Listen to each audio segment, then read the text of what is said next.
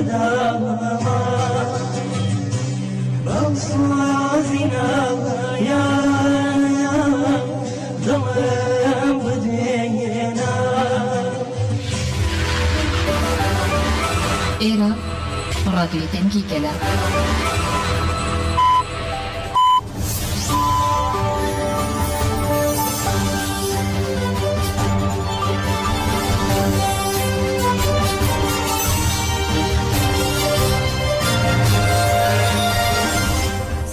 کاتتان باش بەڕێزان پارمەتی هاوکارانم هەوڵەکانی ئەمڕۆ پێنجشەممە لە ڕادیۆ دەنگی گەلە پێشکەشەکەین بیسەرمان بن.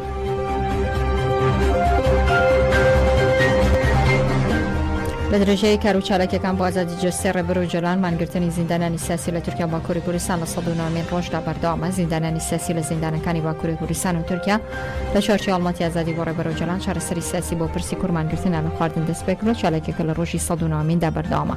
مانگرتن لە خواردن لە 27 تشرینی دووەم وەکو بەشەی لە هەڵمەتی ئازادی بۆ ڕێبەر و جەلان چارەسەری سیاسی بۆ پرسی کورد دەستی پێ کردووە و تاوەکو ئێستاش بەردەوامە.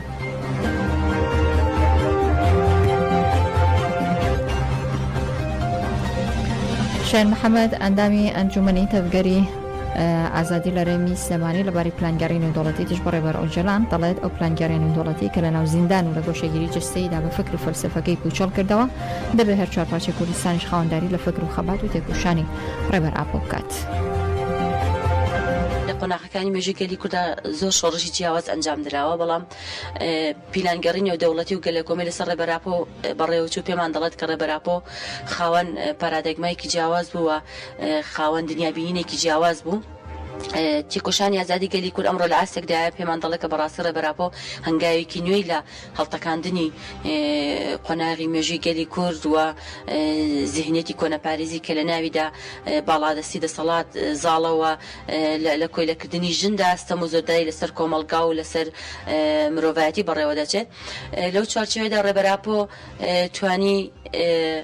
لەو چارچێوەیەدا ڕێبەراپۆ توانی کە هەنگاوێکی نوێ لە تێکۆشانی ئازادی هەڵبگرێت و هەوڵ بدات بە فکری ئازاد و بە ئیرادە و بە فەلسەفەی ئازاد مرۆڤگەلێکی ئازاد و وشیار بنیاد بنێت و تێکۆشانێکی ئازاد لە پێشەنگایەتی ژناندا ئاوا بکات. ئەمە وای کرد بەڕاستی کە هەنگاوی نوێی پیلانگەڕان لەو چارچێوەیەدا و ڕێبەراپۆ بۆ مەترسی بۆ سەر جیهانی سەرمایەداری خۆیان و هەژمونەی دەسەڵاتی خۆیان ببینن. خاوەنداری دەرکەوتن لە ڕێبەر ئاپۆ و خاوەنداری دژی تێکۆشانی ئازادی گەلی کوردووە خاوەنداری خەڵکی باکووری کوردستان بە تایبەتی و هاوکات پارچەکانی تری کوردستانی ژوای کرد کە سنوورێک بۆ دەستدرێژەکانی دەوڵەتی تورکیا دامەدرێت دژی ڕێبەراپۆوە. هاوکات تێکۆشانی ڕێبەراپۆش لە ئیمرالی لە ئاستێکدا بوو کە توانی شکست بۆ پیلانگەڕە بێنێ کە لەسەر ڕێبەر ئاپۆ بەڕێوەچوو. دەوڵەتی تورک وا پەدەکە باوبەشی سەرقاڵی پلانگەرێکی نوێن لە دژی گەلی باشووری کوردستان و گەریلا بۆش هەردوو لە هێزەکان ئەکسۆت ئەوەندە باشیوە و مەسعود عەبدولخالق سیاسەتمەداریش دەڵێت گومان لەوەدانە دەوڵەتی تورک هاتۆ بۆ لەناوبردنی هەرێم و هەموو لایەنەکان و پەدەکەش لە ناویدایە. کوردستان دەگوزارێ پێی دەگوترێ ئینتیحار دەسەڵات و حیزبی دەسەڵات هەر هەنگاوە چتنێ زۆر لە زەرەری میلەتی کوردە. هێزەکانی تورکیا هاتوونە ناو کوردستان بە موامەرە هاتوونە دژی یەک حیزب و دوو حیزب نەهاتوون، هاتوون تەواوی هەرێمی کوردستان و تەواوی حرەکەی تەحەڕوری کوردی لە ناو بەرن، تایبەتی ئەو پیلانەی لەسەر قەندیل کە دەیانەوێ هێزی تیرۆریستی بین ئەسا و ناوچەی کە زەرەر و زیانی لە بۆ ناوچەکە و لە بۆ جیهانی شەیە. حتمان ئەوە جیهان ئەوەی قبول نییە ئەوەندەی ئێمە ئاگامان لێبی ئەو نەخشە و پلانەی تورکیا کە دای ڕشت بوو لەو بوهارەی کە عێراق بەشداربی و ئێران بەشداربی و هێزەکانی حکوومەتی هەرێم بەشداربی سەرکەوتوو نەبوو، بە تایبەتی لەو سەردانەی ئەخیری کاگ مەسعود لە بۆ ئەمریکاش ڕەزامەندی نەدا لە بۆ ئۆپەراسیۆنەی. ئیتر تورکیا زەختەی زۆر لەسەر حیزبی دەسەڵات دەکا کە هێزەکانیان بەشدار بن و حیزبی دەسەڵاتیش مەترسێکی زۆری دەستوری هەیە کە هێزەکانی پێشمەرگە ناوی حرەسل ئیقلیمە. دەستوری عێراق ڕێی پێنادا بە ئەمری دەوڵەتێکی تر بێنە سەر سنوورەکان. بۆیە ناچار بەرگشتی خۆیان دەگۆڕن ئەگەر ئەوەندەی هەیە کە هاریکاری جێیشی تورکیا بکەن بە جۆرە بەرجێکی تریان ئەوەی پێ دەگوترێ لەشکری ڕۆژ کە بەداخەوە دەبابی کاریوی ڕزگارکردنی کوردستانی سووریابی لێرە لەسەر بودجەی میلەتی کورد هەر دژی میلەتەکەی خۆشنەوە جەنجێتەوە زۆر کارێکی قاسم ئارەجی ڕاوشکاری یاسای شوێنی نیشتیمانی عێراق دەڵێت داگیرکاریەکانی سوپای تورکیا بەسەر خاکی عێراق قبول کراونیە. ڕاوشکاری یاسای شوێنی نیشتیمانی عێراق قاسم ئارەجی لە چاوپێکەوتنێکی تەلەڤیزیۆنی لەگەڵ کەناڵی ئاسمانی ئەلئەحد ئاماژەی بە داگیرکاری دەوڵەتی تورک کردو و دەڵێ حکوومەتی سوودانی ڕێکاری پێویست و یەکلایکەرەوەی گرتوۆتە بەر لەسەر سنوورەکانی عێراق و تورکیا بۆیە داگیرکاری تورکیا و سەرخاکی عێراقی قبول کراونیە و هیچ بەهایەکی شینیە چونکە عێراق خۆی دەتوانێت ڕوبەڕووی مەترسیەکانی داعش ببێتەوە لەسەر سنوورەکان. هەروەها ڕایگەاندووە عێراق لەگەڵ تورکیا چەند دۆسیەکی هاوبەشیان هەیە لە دوایین سەردانی وەفدی عێراقیدا لایەنی تورکی هەڵوێسی ئەرێنیان هەبووە بۆ چارەسەرکردنی کێشەکان.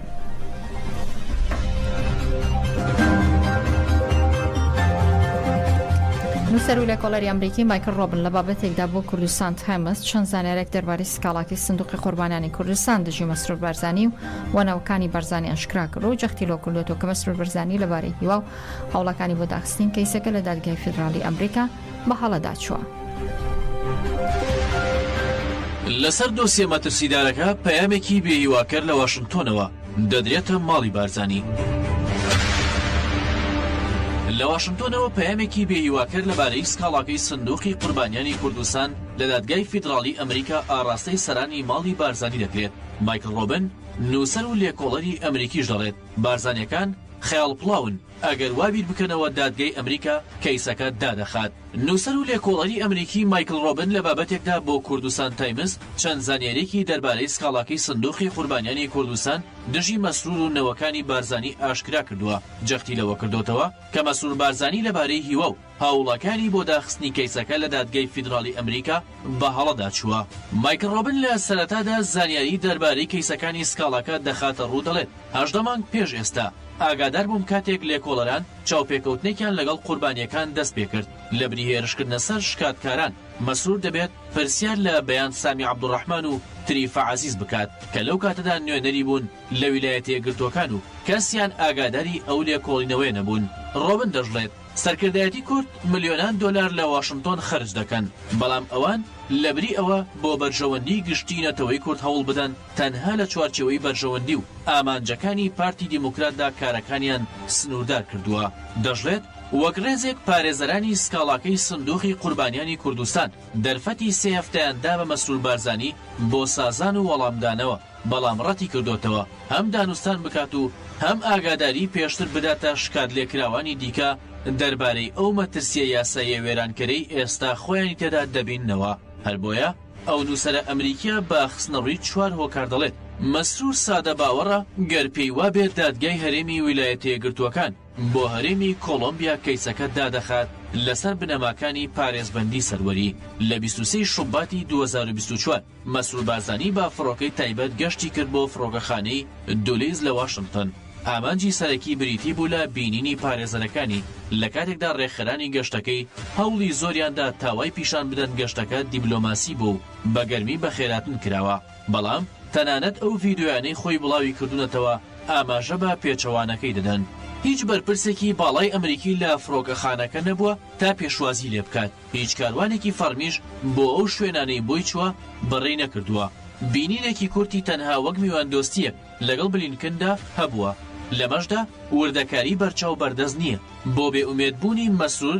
بلینکن دەسەڵاتی ئەوەی نییە دەزواردان لە کەیسێکدا بکات کە وەزارەتی دەرەوە لایەنێک نییە تێیدا. واشنگتۆن بەغداد نییە. کەیسەکەش لەسەر هەولێرە. کۆبوونەوەیەکی ڕۆژی دواتریشی لەگەڵ شیکەرەوانی پسپۆردا 20 خولەک درەنگتر دەستی پێکرد چونکە مەسرور ویستوێتی خۆی بتزێتەوە لە مارشاڵانی ویلایەتە یەکگرتووەکان کە ویستویانە پەڕاوەکانی دادگای بۆ بەرن لەبری ئەوەی بیەوێت پسپۆڕێک یان سەرۆکایەتی زانکۆیەک میوانداری بکات. مەسرور نووسینگەیەکی یاسایی هەڵبژاردووە تا باشتر بتوانێت دەستگەیشتنی ئامادەبووان سنووردار بکات بۆ چەند لایەنگرێکی هەڵبژێردراو. لە هەمان کاتدا بەرپرسانی واشنگتۆن وا تێدەگەن تەنانەت ئەگەر بارزانیەکان بتوانن بەشێک لە داخوازیەکە بە ئاڕاستەیەکی دیکەدا بەرن ناتوانن بەڵگەنامەکانی سەر تاوانەکانیان بسڕنەوە. ئەوە ژوای کردووە هاوڕێنەریتیەکانی بارزانیەکان ئێستا پرسیاری ئەوەیان لا دروست ببێت کە ئایا خێزانە دەسەڵاتدارەکە زیاتر لەوە کێشە دروست دەکەن کە شایەنێتی؟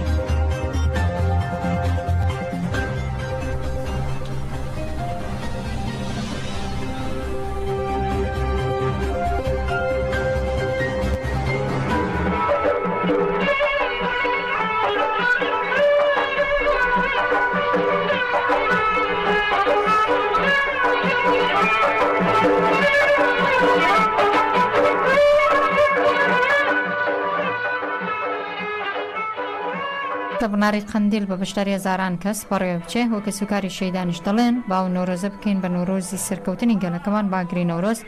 بەسەرجەم پلانی داگیرکەران بسووتێنین داواشتەکان هەمووان بە بەشداریکردن لە نەورۆزی قندیل ببنە وەڵامێک بۆ داگیرکەران. وەک کەسوکاری شەهیدان داوا دەکەم لە هەموو کەسوکاری شەهیدان و لە هەموو ئازادی خوازان لە هەموو نیشتیما پەروەران بێن ئەو ساڵەکەینە نەورۆزی قندیل لە بناری قندیل پێک بێنین بۆ بەرچاوی هەموو داگیرکەران و دژمنان بۆ لە ناوبردنی هەموو ئەو داگیرکەرانەی کە دایان هەوێ گەلی کورد لە ناوبەرن گەلی کورد خڵبکەن ئەمە ببینە هەڵوێستێک ببینە بەرپەرچێک وەڵامدانەوەیەک بێ بۆ دمی هەموو دژمنان و داگیرکەران بە تایبەت ئەردۆغانی دڕندە و فاشیست و قاتڵ هیوای سەرکەوتنی بۆ دەخوازم دەستخۆشی پێ دەڵێم دووبارە 100 بارە داوا دەکەم لە هەر چوار بەشی کوردستان لە هەر ئازادی خواز و نیشتیمان پەروەرێک نەورۆز ئەو ساڵ بە لە بناری قندیلی بە خۆشی و شادی وەک ساڵانی ڕابردوو بۆ بەرچاوی داگیرکەران و دژمنان ئەمە نەورۆزی خۆم پیرۆز بکەین و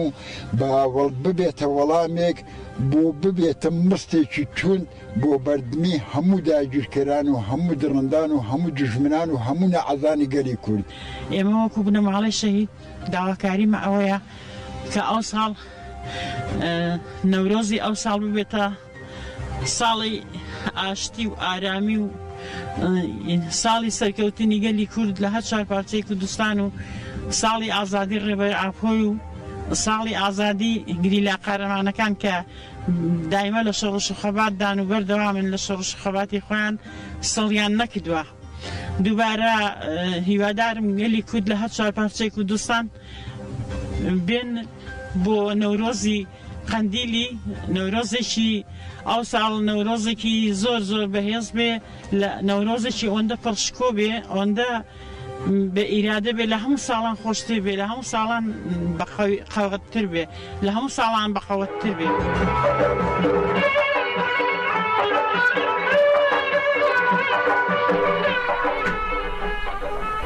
هونەرمەندی دیاری کوردیش میندە حسێن یەکێکە لە هونەرمەندانەی کە بڕیارە ئەمساڵ لە بناری قندیل بێ و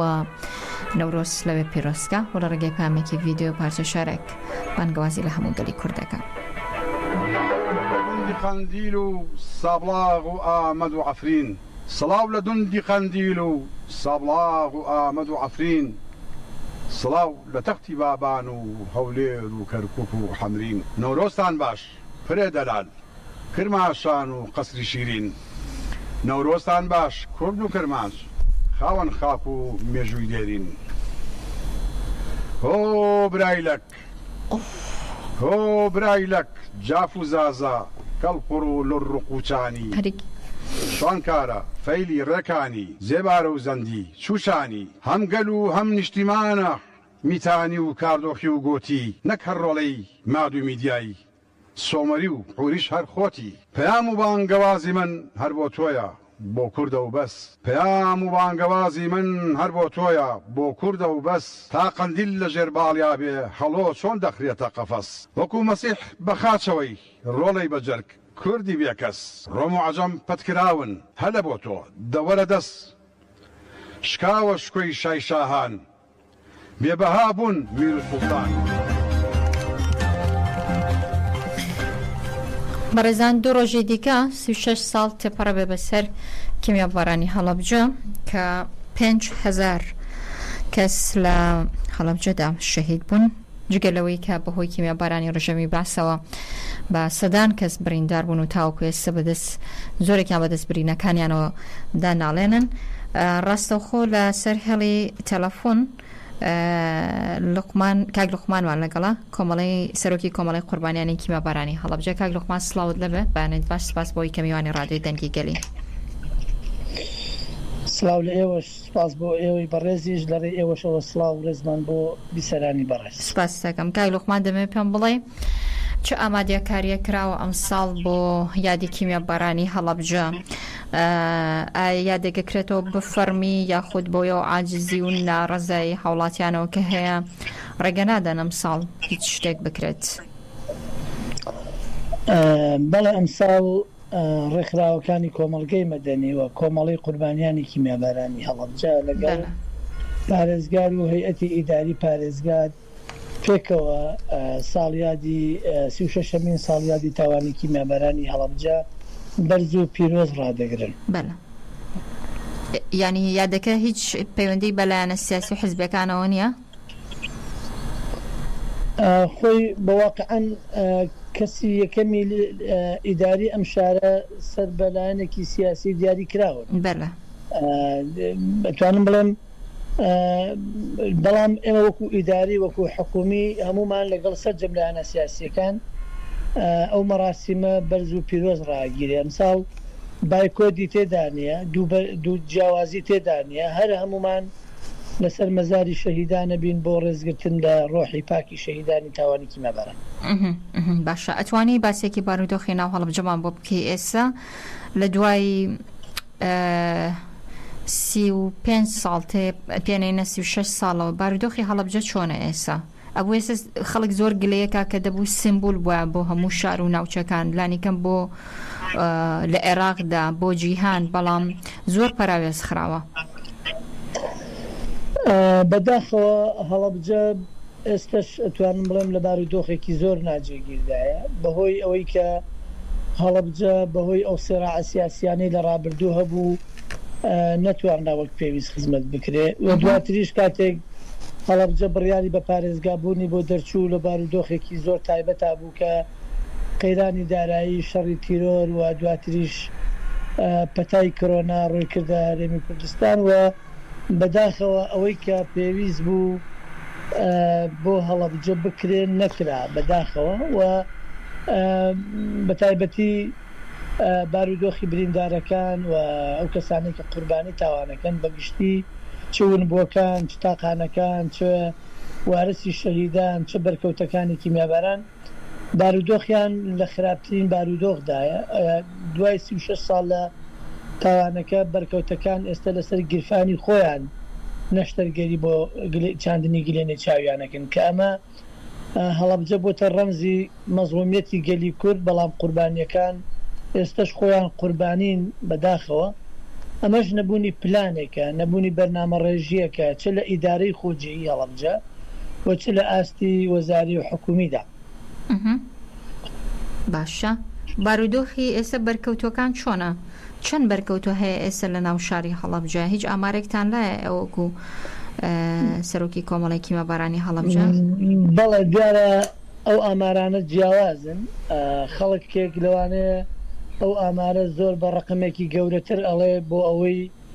سوود لە تەمویلکردنی لە سەفارەت و لە قونسڵگەریەکان وەربگرێت بۆ ئەوەی کە بەداخەوە ئەتوانم بڵێم بەڵام لە ئەرزی واقعدا ئەتوانم بڵێم ئێمە بەرکەوتەکانمان ناگەنە 300 کەس. ئەگەر بین بەراوردی تاوانی کیمەبارانی هەڵەبجە و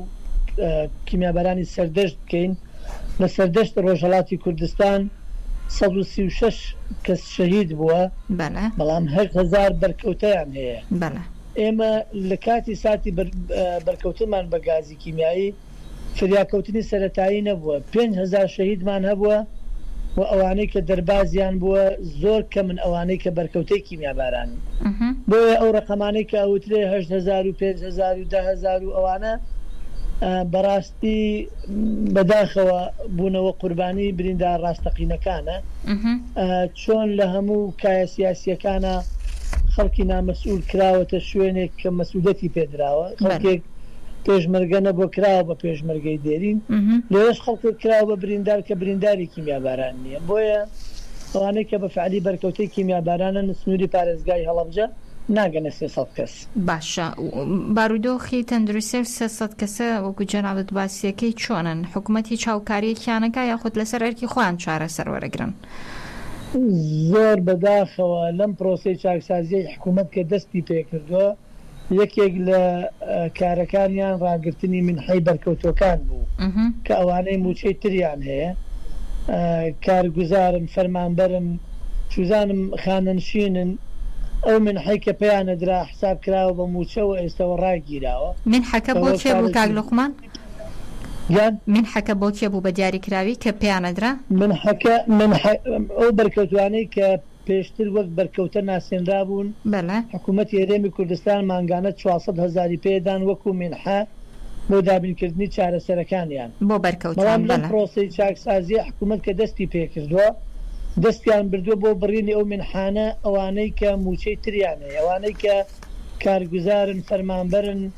خانەنشینن منحەکانیان ڕاگیراوە بۆیە لە بارودۆخێکی زۆر خراپدان و بە تایبەتی بەهۆی ئەوەی کە ماوەیەکی زۆرە حکوومەتی عێراقی پێدانی موچەی بۆ هەرێمی کوردستان زۆر توانم بڵێم زەختی لەسەر دروست کردووە موچە نانێرێ دیارە بەرکەوتوەکانیش بە هەمان شێوە لەبەر بڕانی منحەکانیان لەبەر نەبوونی موچەکانیان ئێستا تووشی کێشەیە توانم بڵێم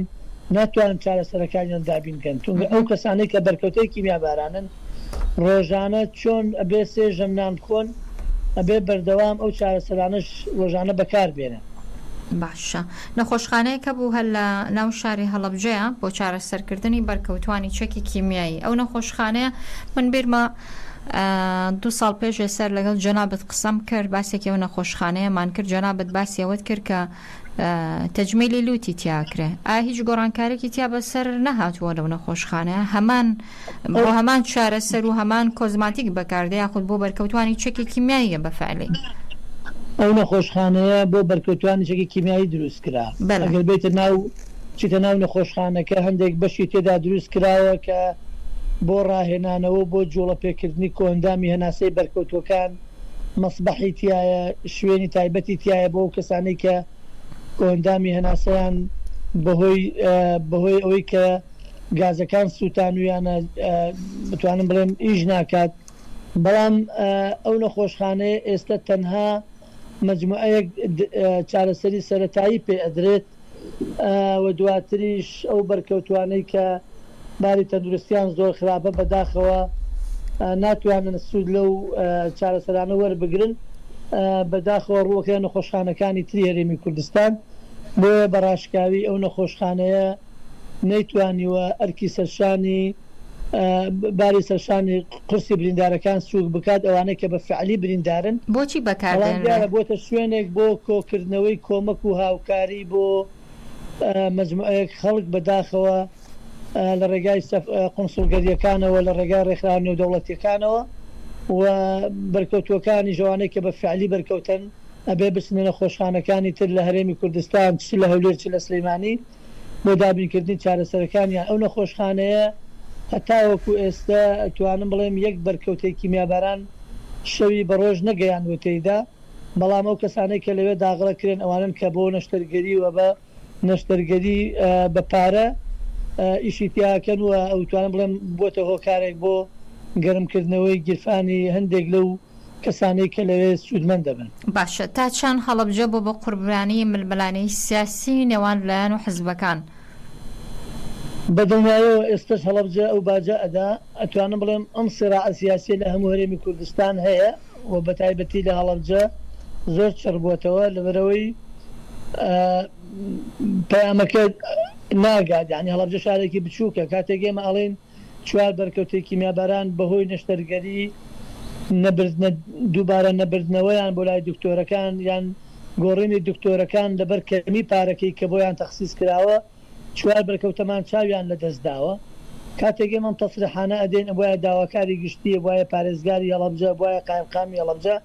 لەسەر ئەم وتانی ئێمە لێ کۆڵینەوەی کردای ئەگە وتەکەی ئێمە ڕاستە ئیجراعات بکرێ ئەگەر ڕاست نییە لەگەڵ ئێمە ئیجراعات بکرێ بۆیە بەڕاستی زۆر بەداخەوە هەز دەکەم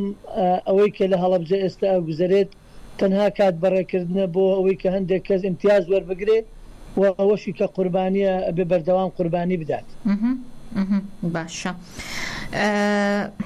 نازانم ئەتوانم ڕێ بەخۆم بدەم بەڵام داواکاریتان چێوەکو و سەرۆکی کۆمەڵی قوربانیانی هەڵەبجە چونکە زۆر داواکاریەکەن بەڵام بەداخەوە کەواڵم جێبەجێ نابێت. ئەمە لە کاتی هاتنی جەنابی سەرۆکی حکوومەت بۆ هەڵەبجە بەداخەوە ئەو یاداشتەی کە پارێزگاری هەڵەبجە تەقدیم بە جەنابی سەرۆکی حکوومەتی کردبوو ڕاستە داواکاری کۆی هەڵەبجەی تێدا هەبووە مەسەلەی قرتا و مەسەلەی ڕێگاوبان و هەندێک ئیشوکاری ئیداری بەڵام مەسلەی حاڵەتە سەرەتاییەکان حاڵەتە کتوپڕەکان چاندنی گلێنێ چاو بۆ بریندارەکان پێدانی زەوی بە وارسی شەیدان پێدانەوەی ڕسلفە ڕاگیراوەکانی کە سوکاری شەیدان ئەمانە هیچی لە داواکاریەکانی جەنابی پارێزگاران نەبوو بەڵام ئێمە وەکو کۆمەڵە یاداشتێکمان داوەتە سەرۆکی حکوومەت و دواتریش ڕێگای نووسنگی سەرۆکی حکوومەتەوە پەیوەندیان پێوە کردوین کە ئەو یاداشتەیەوە پێشکەشتان کردووە سەرۆکی حکوومەت لەسەری نووسی بۆ وەزارەتەکان کە کاری لەسەر بکە بۆیە بەڕاستی ئێمە ئەوەندەمان چەندبارە کردووەتەوە ئێستا لە هەر کەسێکی ئەم شارە بپرسی داواکاریەکانی کۆمەڵی قوربانیانی لەبەرەوەی ئەو شتەی کە ئێمە ئەمانەوێت شتێکی ڕەفاهی نییە شتێکی نییە بڵێ بەرکەوتێکی کیمیاباران داوای سەفرەیەکی ئەوروپاکە بەرکەوتێکی کیمیاباران داوایەوەکە کاتێک کە چاوێکی مردووی بۆ ئەچێنرێت دکتۆر ئیدامە بدا بەم چاوە بینێرێتەوە دکتۆرەکە بیبینێت بۆی چاوەکەی ڕەفز نەبێت بۆی ئەو علاجانەی کە مانگانە پێویستێتی بۆ کۆندامی هەناسەی بۆی دابین بکرێت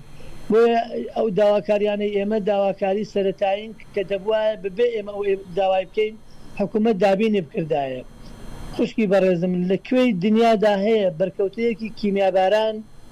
هەتا لە ژیاندا بێت هیچ امتیازێک نایگرێتەوە بەڵام کاتێک کە ئەمرێت مناڵەکانی ئەبنە وارسی شەهید و ئەتوانن بخوێنن ئەمە لە هیچ شوێنێکی دنیا نیە قوربانی ئەوەنە بە سوک سیر نەکراوە لە هیچ وڵاتێکی ئەتوان بڵێن لەسەر گۆی زەوی بەڵام بەرکەوتوانی کیمیاباران یاسایەک نییە پارێزگاریان لێ بکە بەرکەوتەیەک لە بەردەم ماڵ و مناڵەکە زەلیل و ڕەزی لەبێت بۆ هاوکاری بۆ پێدانی چارەسەری ڕۆژانەی بەڵام کاتێک کە ئەمرێ مناڵەکانی ئەتوانن ببنە وارسی شەهید و امتیازی باوکیان وەربگرن بێگومانە ما بێ بەرپرسێکی حکمی وەڵامیان پرسیارە بداتەوە بێگومان و هەمنی شاوڕام لەگەڵتا ئەمان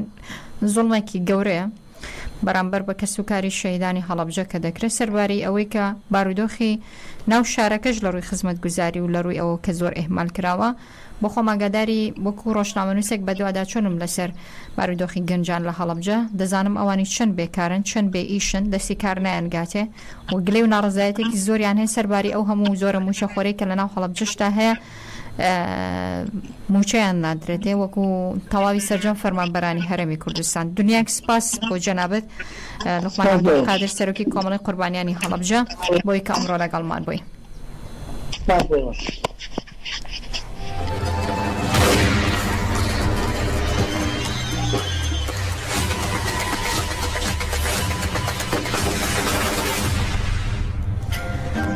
سپاس بۆ شتام کاتێکی سەرمان بوون ڕۆژێکی خۆشتان هەبێت.